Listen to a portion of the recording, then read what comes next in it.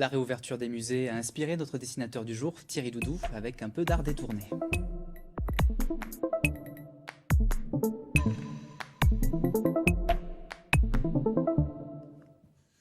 Les musées, les cinémas, mais aussi des théâtres et des salles de spectacle rouvrent leurs portes, closes depuis 6 mois également.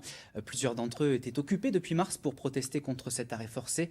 La Madeleine à Troyes, le Forum à Charleville-Mézières et la Comédie à Reims. Claire Marx, bonsoir. Bonsoir.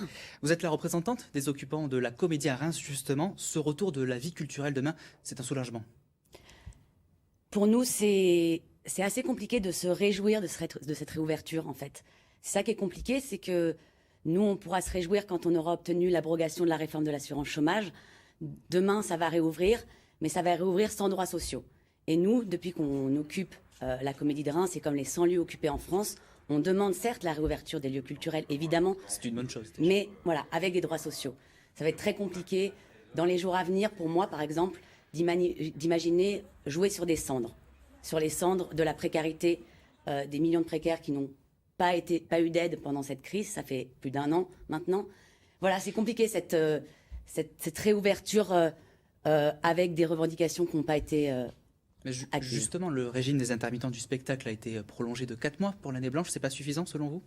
Ce qui n'est pas suffisant, c'est qu'il y a 2 millions d'intermittents de l'emploi, qui ne sont pas des intermittents du spectacle, mais des intermittents de l'emploi qui travaillent comme nous, en contrat court, qui eux n'ont pas eu d'année blanche, qui eux depuis 1 an n'ont pas de prolongement de leurs droits et qui basculent les uns après les autres au RSA.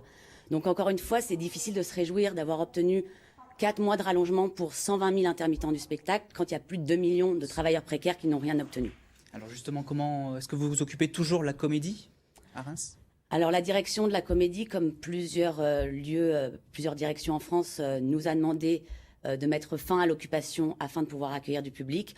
On aurait aimé pouvoir rester en tant qu'occupant et trouver une manière de maintenir l'occupation avec l'accueil du public. C'est absolument compatible.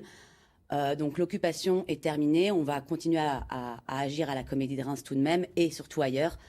Et voilà, nous, le mouvement ne s'arrête pas à la réouverture, comme je disais, parce que la revendication première n'est pas obtenue. Voilà, vous avez l'impression de ne pas avoir été entendu. Est-ce que vous allez demander quoi de plus concrètement? Qu'est-ce qu'il faudrait faire de plus?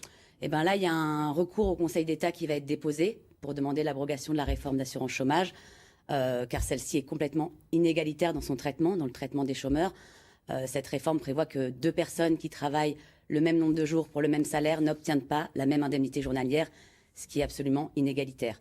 Donc on espère obtenir l'abrogation de cette réforme d'assurance chômage via ce recours et via la mobilisation. Merci Claire Marx d'avoir répondu à nos questions ce soir dans ce 19-20, à moins d'1 jour du déconfinement de la culture.